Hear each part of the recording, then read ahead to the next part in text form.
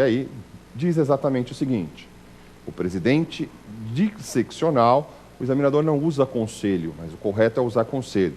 O presidente disseccional pode, a critério do pleno, receber remuneração pelo exercício de cargo. Não é verdade. Ninguém na OAB, dos cargos eletivos, recebe remuneração. Só os funcionários da OAB são remunerados. Os funcionários são seletistas e são remunerados. Mas os cargos eletivos não recebem remuneração. Essa questão está errada.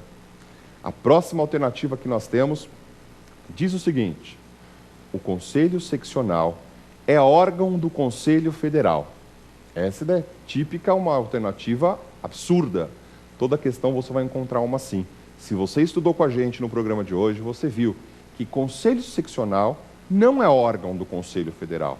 Ao revés, a Ordem dos Advogados tem 4 órgãos. O Conselho Seccional, aliás, pela ordem, o Conselho Federal, o Conselho Seccional, a Subseção e a Caixa. Conselho Federal e Conselho Seccional são órgãos. Errada a alternativa que diz que o Conselho Seccional é órgão do Federal. Portanto, não deveria ser anotada. Como você percebeu, o X da questão estava na questão A, que dizia um critério objetivo sobre a criação da Caixa de Assistência dos Advogados.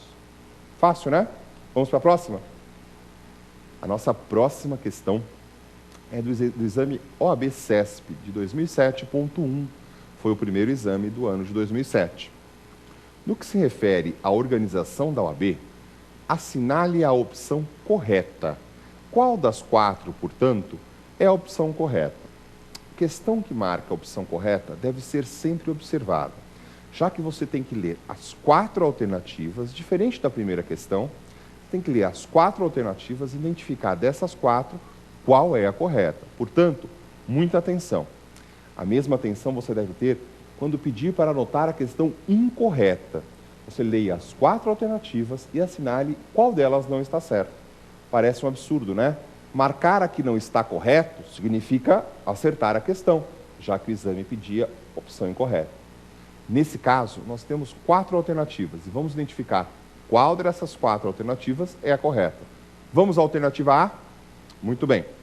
As caixas de assistência dos advogados têm por objetivo organizar os seguros de saúde dos inscritos na OAB e seus familiares, mas não podem promover sua seguridade social complementar. No encontro de hoje, nós falamos que a Caixa de Assistência dos Advogados, a CAA, que em São Paulo se chama CAASP, em Minas, CANGE, no Espírito Santo, CAIS, em Santa Catarina, CASC, enfim, cada estado tem a sua. A Caixa de Assistência dos Advogados tem função social. Ela cuida, sim, do plano de saúde, do plano odontológico, do desconto em livraria, do desconto em farmácia e também cuida da assistência social complementar, da previdência privada complementar. Não está correta essa alternativa, não posso anotá-la. Vamos para a próxima?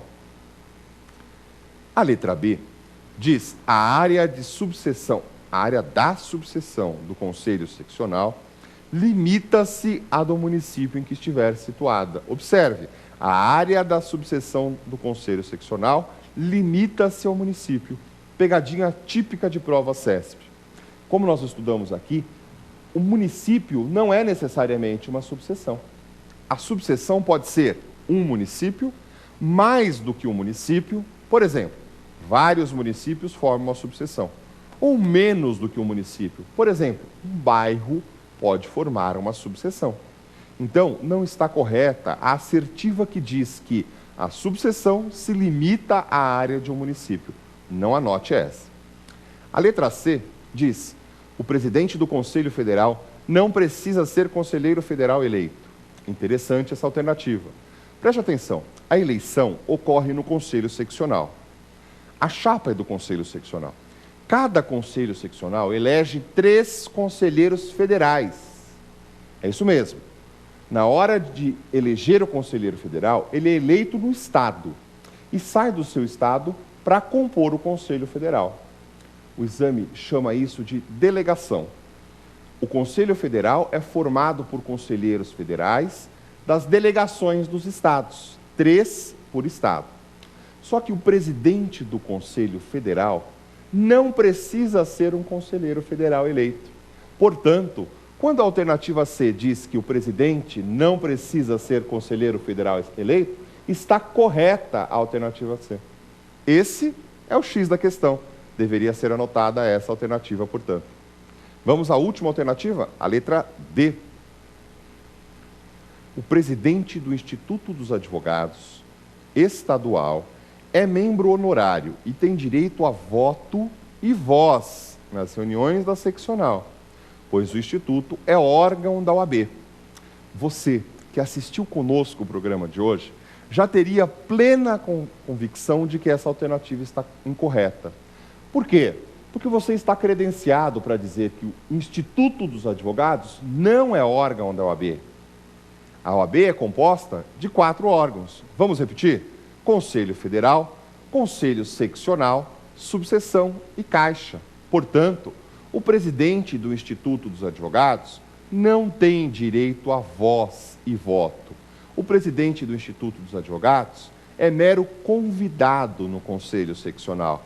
Ele tem direito somente à voz. Essa regra não é difícil. Se você observar, a prática do seu dia a dia te credencia a responder a questão. Pode cair na sua prova quem tem direito à voz e quem tem direito a voto. Observe, só tem direito a voto quem foi eleito. Os convidados têm direito à voz.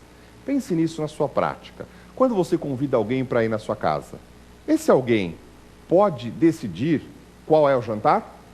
Não, ele só pode falar, ele não pode decidir. Tem só direito à voz, não decide, não tem direito a voto. Outra pessoa que pode cair na sua prova é o ex-presidente. Muito bem, agora o X da questão. Ex-presidente do Conselho Seccional. Eles têm direito a voz e voto? Pensa bem nessa expressão ex. Ex já mandou, agora não manda mais. Como já mandou, agora não manda mais, ex só tem direito de voz, não pode votar. Os ex-presidentes, tanto do Conselho Federal quanto do Conselho Seccional, nas sessões ou do Federal ou do Seccional, só tem direito à voz, não tem direito a voto. Essa alternativa D, portanto, está incorreta. Ok? Muito bem. O que nós falamos hoje no nosso encontro foi sobre órgãos da OAB. Nós estudamos as características dos principais órgãos, estudamos que a OAB é um serviço público federal, mas que, embora seja um serviço público federal, não mantém vínculo hierárquico ou funcional com nenhum órgão da administração pública. Portanto, como vimos, a OAB não está subordinada ao Ministério da Justiça, nem ao Poder Executivo, nem ao Judiciário, nem ao Legislativo. A OAB é uma instituição pública sui generis. Exatamente por isso, os funcionários da OAB não estão sujeitos a concurso público. Eles são contratados pela OAB em regime seletista, regime da CLT.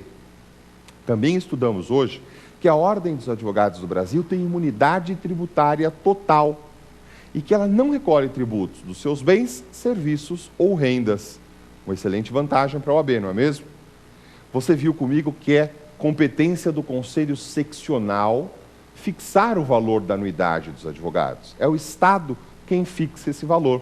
Também tem competência o Conselho Seccional de definir o traje dos advogados, de aplicar o exame de ordem, de julgar os recursos que venham da Caixa de Assistência, da Subseção, do Tribunal de Ética e do presidente do Conselho Seccional. Estudamos hoje aqui, em conjunto, que o Conselho Federal é o responsável por editar os provimentos para preencher as lacunas do Estatuto, do Código de Ética e do Regulamento Geral. E você viu também que a subseção não é necessariamente um município, ela é uma região. E quem escolhe a extensão dessa região é o Conselho Seccional, quando vai criar a subseção. Não esqueça que o prazo, aliás, o número para a criação da subseção é 15. Para o Conselho Seccional criar uma subseção, ele tem que ter mais de 15 advogados naquela região.